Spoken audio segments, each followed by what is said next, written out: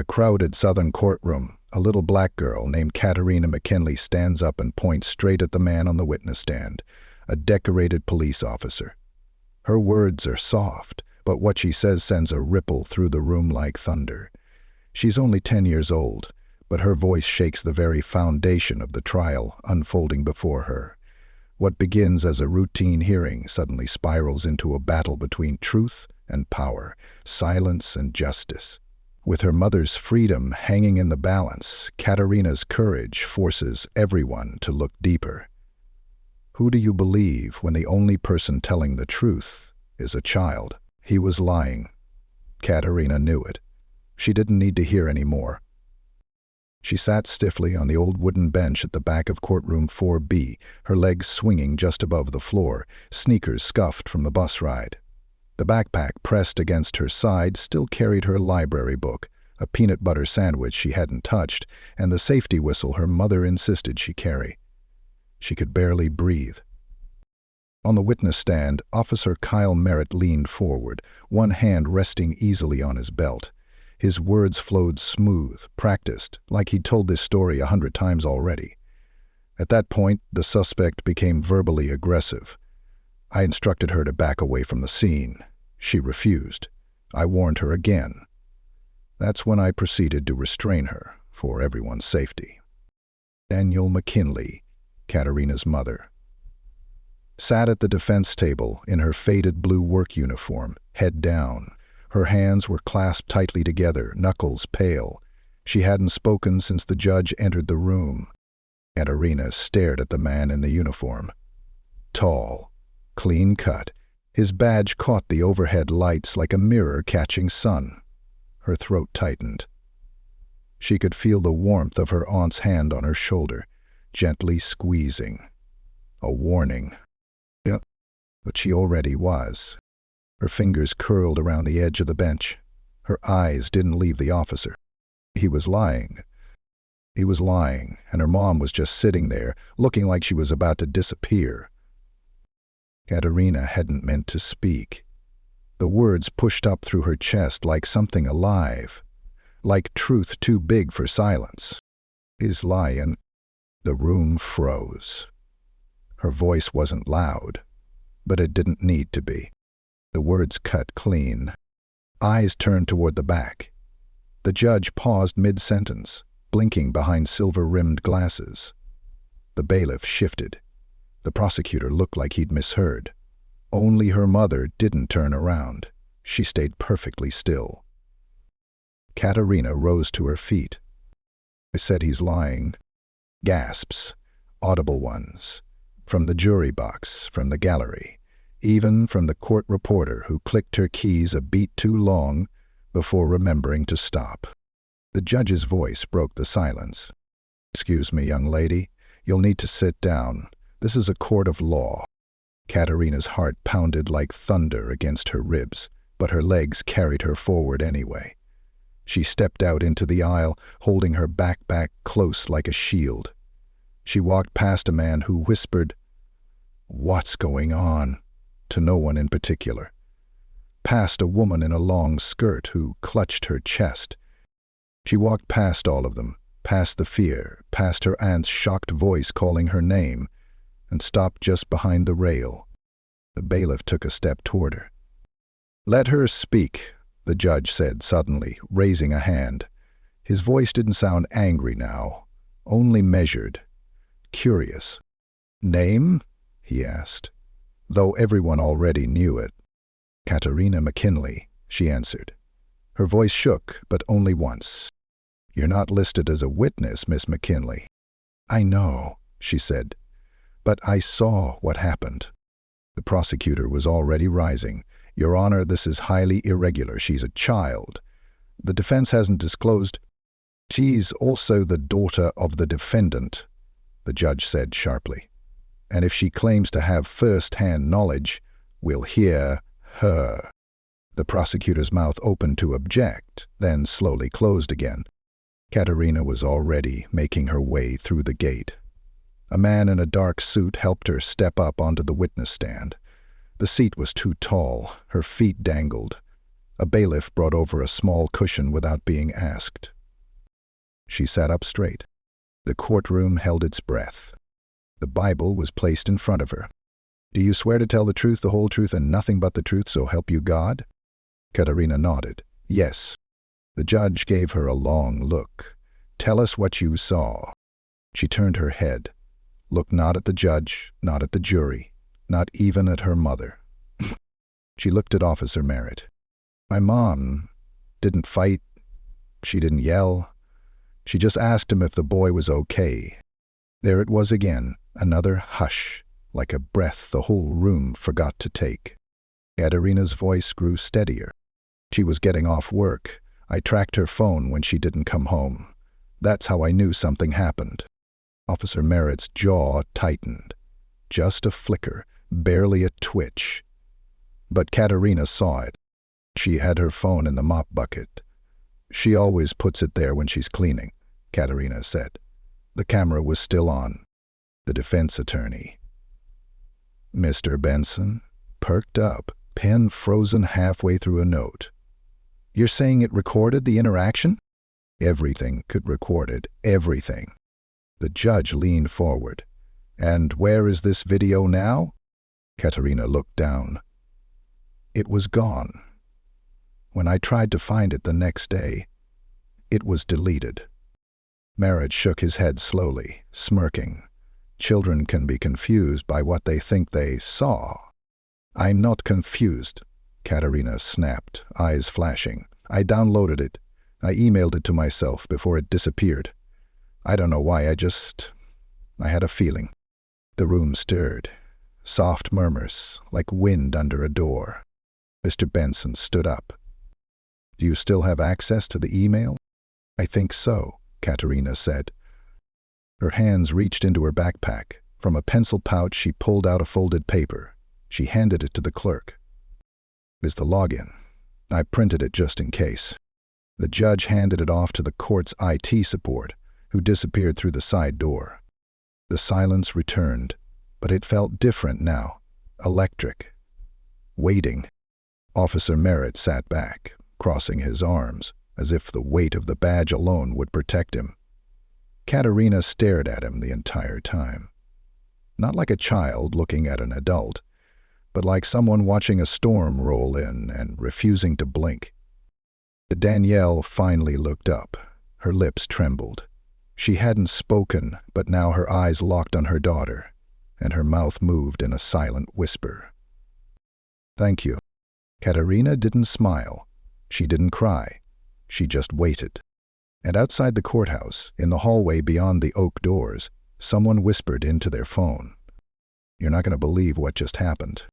The courtroom had turned, and nothing, not the badge, not the silence, not the power, could stop what was already beginning. The graveyard shift always felt heavier on Thursdays. Danielle McKinley moved like muscle memory down the long corridors of Briar Ridge Medical Tower, her mop gliding across white tile that never stayed clean. At midnight, the building was quiet, almost sacred in its stillness. Fluorescent lights hummed softly overhead, and every squeak of her shoes echoed too loud. She didn't mind the silence, not really. It gave her room to think. About bills, about Katarina's school project, about the way her knees ached less when she stretched at lunch. It wasn't a glamorous job. Not even a dignified one, most would say. But it was hers, and it paid just enough to keep the lights on and put shoes on Katarina's growing feet. Danielle clocked out at 2:47 a.m., 15 minutes later than usual. Ms. Lorna had called out again, and the supervisor asked if she could cover one extra floor.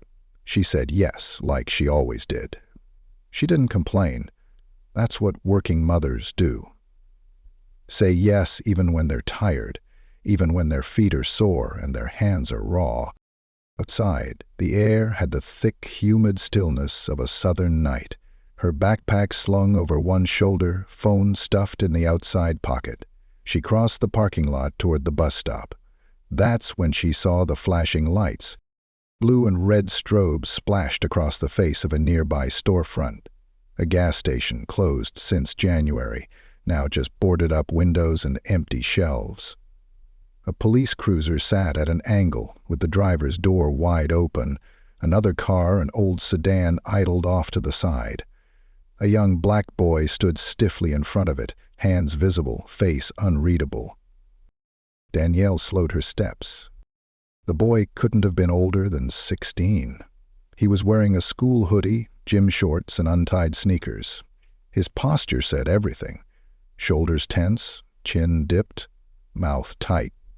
The officer talking to him was tall, pale, his voice sharp and barking, even though Danielle couldn't make out the words. She recognized that stance. The kind that doesn't ask questions, it gives orders. Something pulled at her. Not fear. Not curiosity. Responsibility. She stepped closer. "Hey," she called gently. "Is he okay?" The officer turned sharply, his hand dropped instinctively to his belt. Danielle raised both her palms, keeping her distance. "I'm not interfering," she said quickly. I'm headed to the bus stop and I saw y'all." "That's a kid." The boy's eyes flicked toward her, quick and desperate. "Ma'am," the officer said sternly, "you need to walk away. This is a lawful stop." "I understand," Danielle replied, "but I work down the block. If he needs a witness, I'm happy to stay back and just watch. That's all." The officer stepped closer. She could see his nameplate now. Merritt. "I'm not going to say it again," Merritt said. "Back away now, or I'll consider this obstruction." Danielle stood still. She didn't move forward. She didn't raise her voice. Her body was calm, but something in her chest began to twist.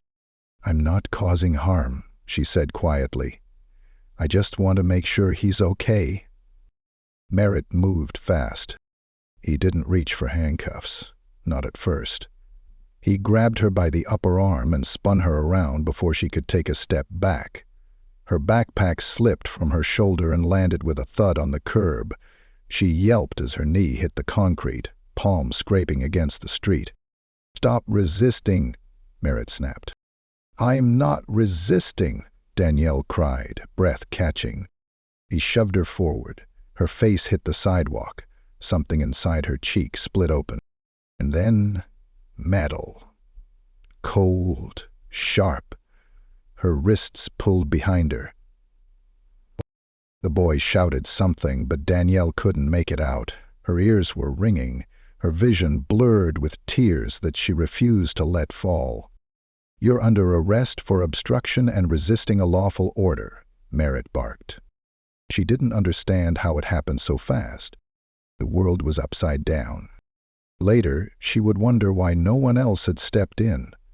There were houses nearby, maybe someone peeking from a window, but no one came outside. No one shouted. No one asked questions. At the station, they processed her like she was just another body to move through the system. Her scraped cheek was noted on a form, then dismissed.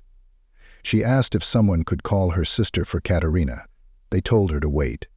She sat in a hard chair for nearly an hour, the cuff marks still fresh on her wrists. They asked questions she didn't understand. "Do you have any weapons?" "No." "Any drugs on you?" "Where'd you get involved?" "She's a child," Danielle whispered. "The girl," she said, confused. "No, I mean the boy. I meant him." The officer scribbled something. She tried again. "I wasn't trying to interfere, I was just asking if he was okay." He didn't respond. Danielle was left in a holding cell with two other women who stared at the wall and didn't speak. She sat on the cold bench, pulling her knees close, her work uniform still damp with sweat. Her backpack, her phone, was gone.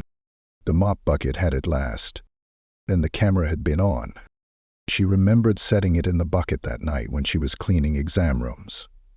Her hands had been full, so she just used her voice command to activate the recording. Katarina had begged her to install that app months ago, just in case. It uploaded straight to the cloud every time it detected a loud noise. It was supposed to be a safety net. But safety didn't mean much when you were locked behind a steel door. Katarina. Danielle could picture her daughter's face so clearly it hurt. Lying in her small twin bed with one sock on and one off, her hair in crooked braids from bath night, probably curled up with the book she'd read 10 times already, trying not to worry. Danielle felt something collapse inside her. They gave her a phone call eventually. She called her sister. The line rang once, twice. "Auntie Cora speaking." "It's me," Danielle said. Cora inhaled. "Where are you?" "County jail." "Oh, Danny, what happened?" Danielle pressed her forehead against the wall, eyes closed. "I tried to help. They said I resisted. I didn't." A long silence. "I have Kat," Cora said. "She's okay. She's scared, but she's okay. Tell her I'll be home soon." "I will." But Danielle wasn't sure she believed it. That night, as the cell door clanged shut, Danielle finally cried. But only once she was sure no one was watching. Okay, she said. "I was like watching." She didn't know that across town, in a quiet bedroom lined with library books and glow-in-the-dark stars, Katarina was already on her mother's email account. She didn't know her daughter had already found the upload folder, or that the video had been there, and then, suddenly, it wasn't. She didn't know that Katarina, small and stubborn, had already saved a copy to her drafts. She didn't know that a little girl had just decided the truth wouldn't stay buried. Not this time. Katarina didn't sleep that night. She lay on the edge of Aunt Cora's pull-out couch, staring at the ceiling tiles, each one an uneven patch in a row of pale white squares. The ticking of the old clock on the kitchen wall kept pace with her thoughts. Her arms were wrapped around her backpack like a life vest, and her mind wouldn't stop spinning. She'd heard the knock on the door hours earlier. 2 officers, not rude, not kind either, just firm. They told Aunt Cora that Danielle had been arrested for interfering with police. They said she'd been non-compliant. That was the word they used. Like she'd failed a school assignment. Not like she'd been thrown to the pavement and cuffed, like a criminal. Katarina hadn't cried. Not when they said her mom would be processed. Not when they said they didn't know how long she'd be held.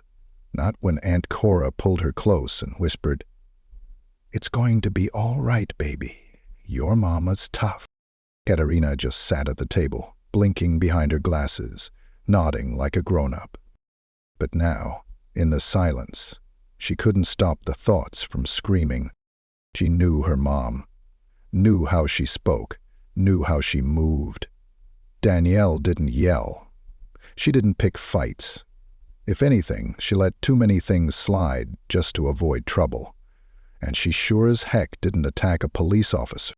Katarina rolled onto her side and unzipped her backpack slowly. She pulled out her mom's old phone, the one she'd given Katarina as a safety device after installing every tracker, lock, and emergency upload feature possible. Katarina had begged for it. Not to text friends, she didn't have many. Not for games, Danielle wouldn't allow them. No, Katarina had wanted the phone because she read stories, real ones. About people who got stopped for no reason, who went missing, who weren't believed. Danielle thought it was a little too much for a 10-year-old, but she gave in anyway. "It's just a backup," her mom had said that night. Just in case. Just in case had arrived. Katarina tapped open the emergency upload app. Her fingers moved fast, practiced. She knew the password by heart. It wasn't even a real word, just the initials of her mom's favorite gospel hymn and Katarina's birth date. The app opened. A familiar interface. A list of files, dates, timestamps. Her heart raced. There it was, a file labeled with the right date and time. Danielle had finished cleaning around 2:45 a.m., and the recording had started minutes after. She tapped it. The screen stuttered, then went black. A warning appeared. "File no longer available, deleted or corrupted." No. Katarina whispered. She tried again, same result. I backed out, checked the cloud, checked the trash. Nothing. She sat upright now, jaw clenched. The file had existed. She remembered testing it before. It always worked. She hadn't imagined it.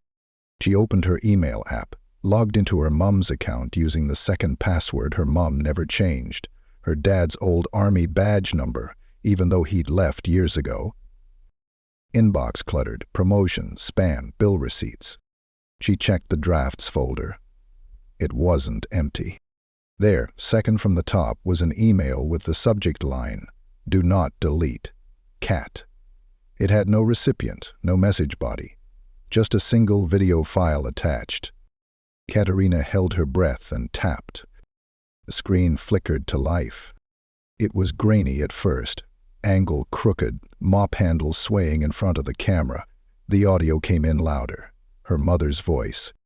"Is he okay?" A male voice replied sharply, "Step back, you're interfering with a lawful stop." Katarina's fingers dug into the couch cushion. Her mother again. "I'm not interfering, I'm just asking." Then the blur of movement. Danielle being yanked, her backpack falling, her cry of pain, the sound of skin hitting pavement. Katarina flinched. There it was. All of it. She didn't watch the rest. She couldn't. But she knew what she had. Proof. Not a theory, not a child's imagination, not something they could brush aside with a smile and say, "That's not how it happened, sweetheart." This was real. She hit save and moved it to an external folder she'd created earlier, just in case. She tried to forward it to herself. The phone froze, then restarted. She bit her lip, hard, waited. When it came back on, the app was locked. A red alert across the screen. Remote administrative access has been restricted. File removed. No? No. No. Someone had deleted it again. Someone on the other side had access. She didn't know how, but they did. Her heart pounded. They were erasing it, making it vanish like it never happened. But they didn't know her. Katarina reopened the email app, checked the sent folder. Nothing there. She hadn't actually sent the draft, but it was still in the folder. Still there. Still clickable. She tapped the attachment again. Still loaded. Somehow the draft copy had survived. This time, she took no chances. She opened her school laptop, connected the phone with the charger cord, transferred the video onto the desktop, then onto a flash drive shaped like a cat, one of those novelty ones her mom picked up from the gas station near the bus stop. Then she wrote a list on a piece of notebook paper. If they do need again. Flash drive backup. Draft email backup. Print screenshots of video folder. Tell Aunt Cora. Go to court with flash drive. Speak, even if they say not to. She stared at the list. It looked like a war plan. It felt like one, too. Because that's what this was now. A battle between what happened and what they wanted people to believe. She folded the list and tucked it into her shoe. The next morning, she didn't eat breakfast. She barely spoke. She sat quietly at the kitchen table while Aunt Cora made toast and called the courthouse for updates. "They're pushing the arraignment forward," Cora muttered. "Public defenders asking for a delay, but the judge wants to keep it moving, says there's no need for postponement." Katarina stayed quiet. "Kat," Cora said gently, kneeling next to her. "You know your mom didn't do anything wrong, right? We all know. We just have to let the system work." Katarina's eyes lifted. "What if the system's the problem?" she asked. Cora blinked. No answer. Later, in the courthouse lobby, Cora filled out forms with the clerk while Katarina sat with the flash drive in her pocket and her hand over her chest, feeling the rise and fall of her breath. Steady. Measured. Like her mom taught her.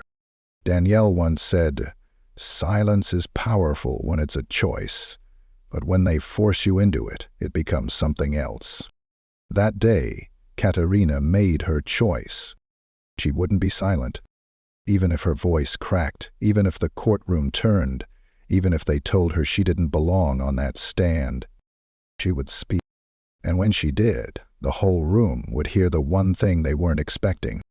The truth, unfiltered, unafraid. Because someone had tried to delete it. But Katarina made sure it survived. Judge Marianne Lowell had seen her share of theatrics in court, but rarely from a child, and never one who looked like this. 10 years old, no taller than the bailiff's belt buckle, standing beside the witness chair with her braids pulled tight and her jaw set in a line too firm for her age. Katarina McKinley didn't fidget. She didn't mumble. She didn't cry. She just stood there, waiting. The judge leaned back, her gavel still in hand. The courtroom hadn't quite recovered from the interruption. The prosecutor sat frozen mid-rebuttal, one finger still hovering over a yellow legal pad. Officer Merritt looked confused, off balance for the first time all day. Danielle McKinley had her hands clasped on the defense table, eyes red but wide open, focused entirely on her daughter. The judge spoke. "Ms. McKinley, we don't usually allow new witnesses in the middle of a suppression hearing, let alone ones whose shoes don't reach the floor, but I'll allow it if your statement is relevant." "It is, Your Honor," Katarina said. Her voice was clear, not loud, not theatrical, just steady. The judge gave a small nod, then gestured to the clerk. "She'll be sworn in." The courtroom shuffled. Someone whispered. The court reporter paused her typing to glance up. Katarina climbed into the chair with the help of a step stool, her knees barely clearing the edge. She placed her hand on the Bible offered to her, eyes never leaving the judge's face. "Do you swear to tell the truth, the whole truth, and nothing but the truth?" "Yes," she said. "Then start," Judge Lowell said. "Tell us what you saw." Katarina inhaled slowly. "My mom didn't yell. She didn't get in the officer's way. She didn't touch him or argue or anything. She just asked if the boy was okay." She glanced toward Officer Merritt, whose arms were now crossed, his face unreadable. She said it calmly. "I watched it on the video." "Video?" the prosecutor cut in, recovering his voice. "Your Honor, I object. This was not submitted as evidence." "Mr. Hill," the judge said flatly, "sit down." He did. Katarina nodded. "Yes, a video. From my mom's phone. She put it in her mop bucket before leaving work, like she always does. It was still recording when she got outside." "And you saw this video?" the judge asked. "Yes. The night she didn't come home, I checked her location. I used the tracker she set up for me." The judge leaned forward. "You're saying you tracked her phone?" "I always check it when she's late. She gave me access in case of emergencies." Glun. "When I saw she hadn't moved in a long time, I opened the emergency app. It uploads recordings when the mic hears shouting or loud noises. That night, it recorded everything. The officer yelling, the boy saying he didn't do anything, my mom trying to ask a question, and then her getting thrown down." There was a low murmur from the gallery. The judge struck the gavel once, gently. "Order." Katarina's voice dropped just slightly. But the next morning, when I tried to show my aunt, the video was gone, deleted. "You're sure it was there the night before?" the judge asked. "Yes, I watched the whole thing. I emailed it to myself in a draft. I didn't send it, just in case." Judge Lowell raised an eyebrow. "That's quite a bit of technical savvy for someone your age." Katarina didn't smile. "My mom says the world doesn't wait for kids to grow up." The judge almost smiled. "Almost. Do you still have access to the file?" Katarina reached into her pocket and pulled out the cat-shaped flash drive. She handed it to the bailiff, who delivered it to the court's tech assistant seated at the side of the room. The assistant plugged it into the courtroom display system. The lights dimmed slightly as the monitor flickered on. There was a long silence as the grainy video played. The angle was awkward, tilted, partially obscured by a mop handle, but the audio was clear. "Is he okay?" Danielle's voice said. Then Officer Merritt's reply, sharp and clipped. "Step back. You're interfering with a lawful stop." "Not interfering. I'm just asking if he's—" A sound of a scuffle, a scream, a heavy thud. Danielle's voice strained and muffled. "I didn't do anything." Then silence. The courtroom remained still long after the video ended.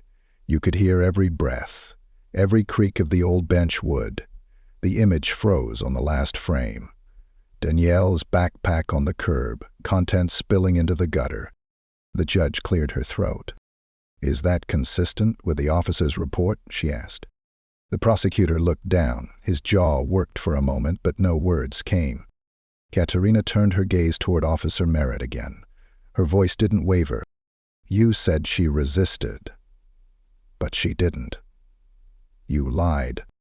Merritt shifted in his seat, finally breaking his silence. "That video doesn't show everything." "It shows enough," the judge snapped, not looking at him. "Ms. McKinley, do you know how this file was deleted?" "No, ma'am, but the app logs all access attempts." "I printed the log file, too." She produced another folded paper from her pocket. The clerk retrieved it and passed it forward. Judge Lowell scanned the page, her eyes narrowing. "Remote deletion. Logged at 3:12 at AUM AME from a city-registered IP address," she read aloud. "One assigned to the Monroe Police Department." A collective intake of breath filled the room. "Your Honor," the defense attorney said suddenly, standing now with new confidence in his voice, "I move to dismiss all charges immediately and request an inquiry into tampering of digital evidence and abuse of power by the arresting officer." Judge Lowell didn't answer right away. She looked down at the video file again, then back to Katarina. "You're very brave," she said. "I just told the truth." Katarina replied, "That's simple, and that dangerous." Danielle sat at the table, one hand covering her mouth. Her eyes shimmered, but she didn't let the tears fall. Not yet. She wouldn't look away. Not from her daughter. Not from the man who hurt her.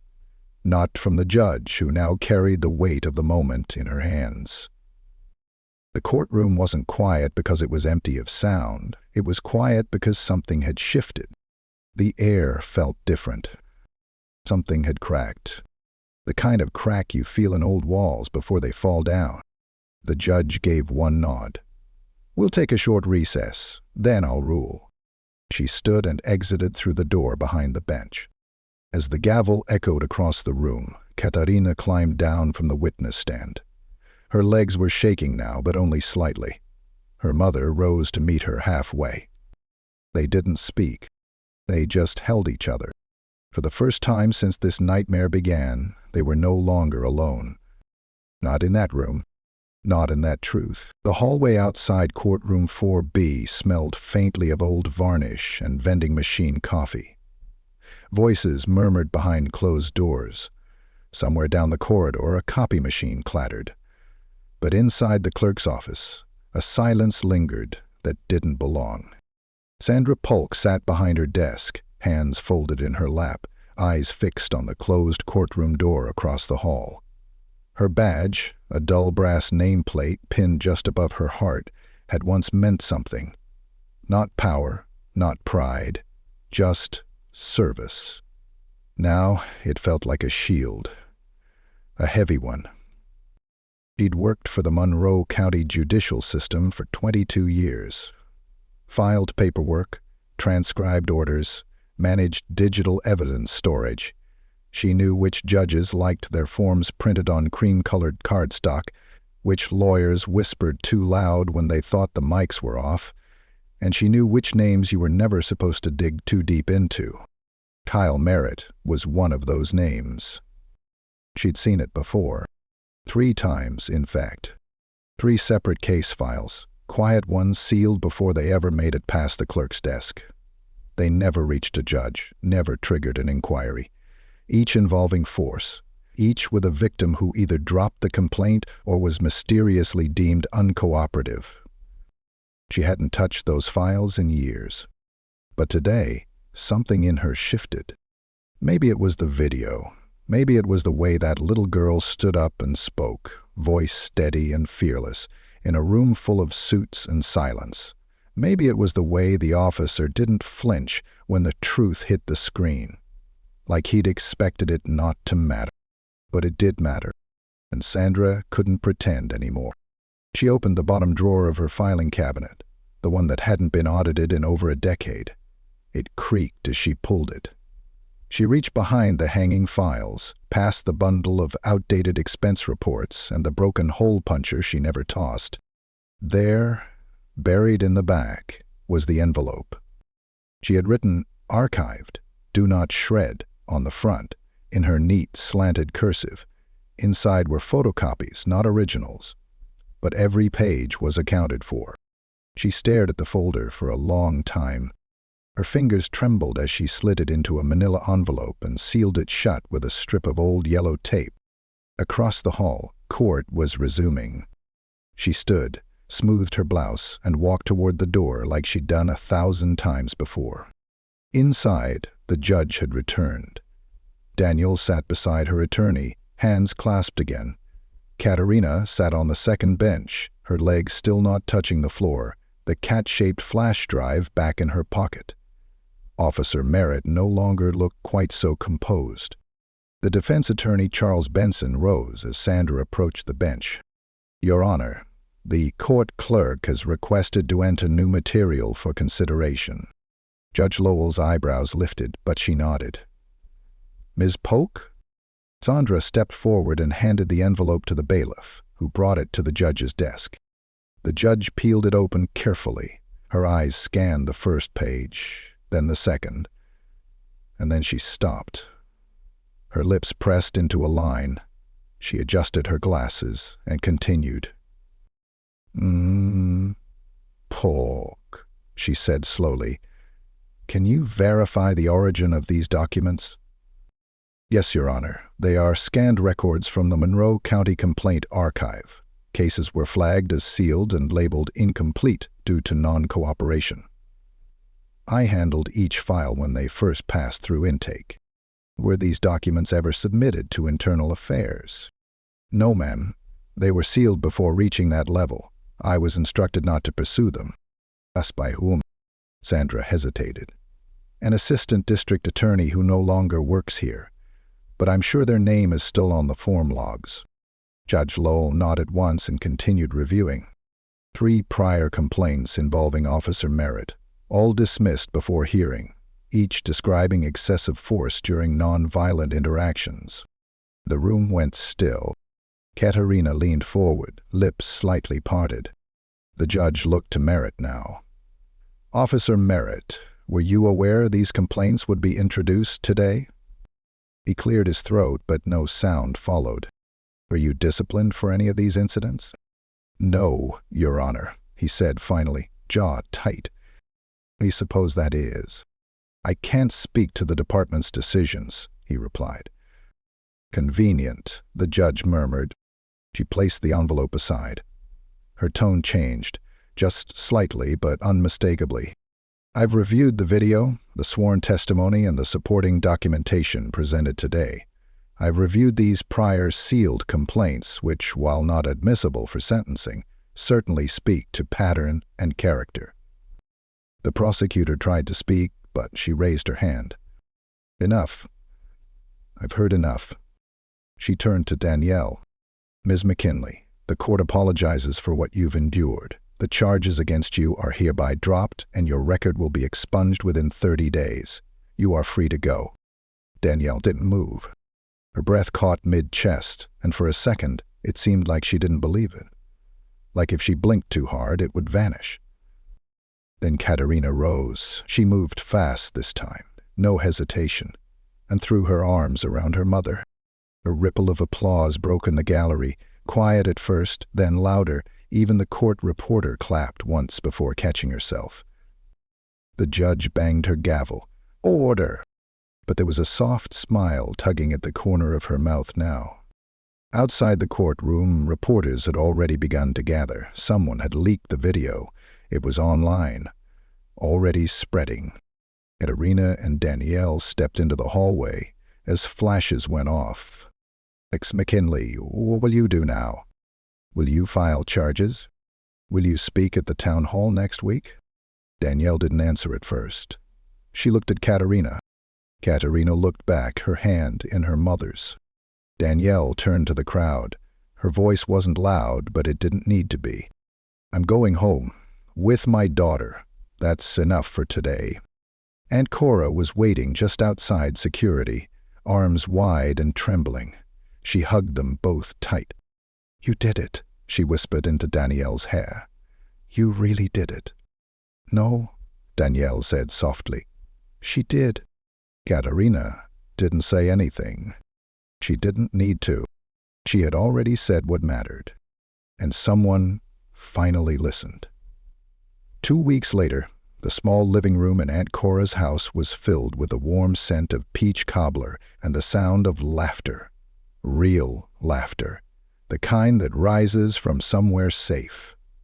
The windows were open to let the late spring air in, and sunlight danced across the floor in long, golden streaks. Katarina sat cross-legged on the rug, her math textbook open in front of her, though her eyes kept drifting toward the television, where a news anchor spoke with calm urgency. New footage contradicting earlier testimony from Officer Kyle Merritt has sparked internal investigations within the Monroe Police Department, the anchor said. Sources confirm that at least 2 senior officers have been placed on administrative leave, pending review of prior complaint suppressions. A community-led task force is forming to review internal policy. Meanwhile, 10-year-old Katarina McKinley has become a symbol of truth and courage after her testimony overturned the charges against her mother. Danielle walked in from the kitchen, wiping her hands on a towel. Kat, baby, I thought we agreed no TV until homework's done. Why didn't you tell me that? Katarina grinned. It was just a recap. I already know how the story ends. Danielle raised an eyebrow, then ruffled her daughter's braids before leaning down to kiss the top of her head. How's that essay coming? Almost done. It's on civil courage. Mrs. Barlow said I could write about the court case if I wanted. Danielle sat down beside her, stretching her legs out and wincing slightly. You've got plenty to say, that's for sure. I said the truth, Katarina answered quietly, not as pride but as fact. That's all. Danielle nodded. Sometimes the truth's the hardest thing to say, especially when people don't want to hear it. There was a knock at the door before Danielle could continue. Aunt Cora, already halfway through pouring sweet tea in the kitchen, called, I got it. A moment later, she returned with 2 visitors behind her. Sandra Pope stepped inside, carrying a slim, gift-wrapped box and a clipboard tucked under her arm. Beside her stood Judge Lowell, still in plain clothes, but wearing the unmistakable air of someone who didn't often make house calls. Danielle stood quickly. Judge Lowell, Ms. Polk. What brings y'all here? The judge smiled softly. A little unfinished business. Sandra handed Danielle the clipboard first. Official notice. Your record has been fully expunged. Nothing lingers, not even in internal notes. Your name is clear. Danielle blinked hard. She took the paper with a shaking hand. The judge stepped forward and turned to Katarina. I hope you don't mind, Katarina, she said gently, but a lot of folks reached out after your testimony. Civil rights groups, legal aid offices, even a few congressional aides. Everyone seems to think you're extraordinary. Katarina shifted uncomfortably. I just did what I had to. That, the judge said, is exactly why they're impressed. She handed Katarina the wrapped box. This is from the State Bar Association. It's a recognition award. No one your age has ever received it before. They asked me to give it to you personally. Katarina opened the box carefully. Inside was a glass plaque, engraved with her name and the words, For courage in the pursuit of justice. Danielle covered her mouth. Cora let out a soft gasp. Katarina stared at it, blinking fast. "Thank you," she whispered. "You reminded us all," the judge said, "that sometimes the smallest voice in the room is the one that needs to be heard the most." Sandra stepped forward then, holding a manila folder. "And one more thing," she added, her voice a little less formal. "The video helped more than just your mom. One of the complaints buried years ago, that man came forward again after seeing your story. Turns out he never stopped trying to tell the truth. He just didn't know anyone would believe him. Until now." Danielle sat down again slowly. "So, it's really changing something?" "It already has," Sandra said. The two women stayed for cobbler, and for once no one rushed the conversation. They talked about policy and people, about what justice really looks like, and what it sometimes pretends to be. Katarina didn't say much more that afternoon.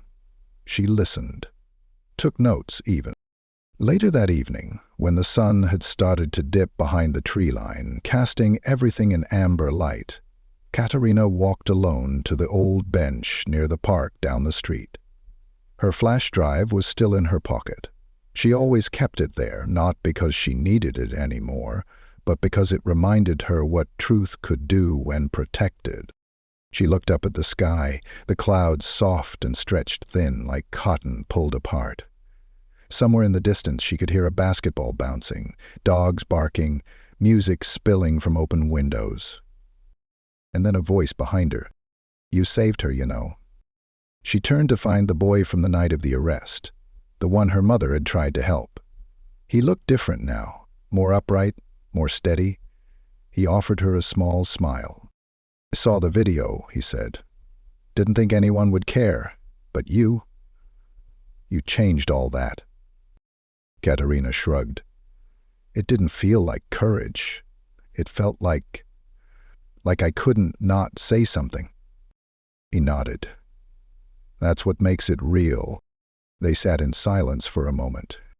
Then he stood. "My name's Jerome. Katarina." He offered her a hand, and they shook, solemn like grown-ups. When she returned home, Danielle was on the couch, flipping through a small booklet titled Know Your Rights. She looked up when her daughter entered. "Everything okay?" Katarina nodded. "Yeah, just thinking." Danielle smiled. "Thinking's how change starts." Katarina walked over and curled beside her mother, resting her head against her side. Danielle stroked her hair slowly, her touch gentle, grounding. "Are you proud of me?" Katarina asked, softly. Danielle didn't hesitate. "Baby girl, I was proud of you the moment you came into this world. But what you did, you made sure the truth lived. That takes a kind of strength people spend lifetimes trying to find." Katarina didn't say anything. She just closed her eyes, and for the first time in weeks, sleep came easily. Because the truth had been spoken. Because the system had been forced to listen. Because even the smallest voices can echo loud enough to move walls. And because light, once let in, doesn't go out. Not when a little girl holds it. It never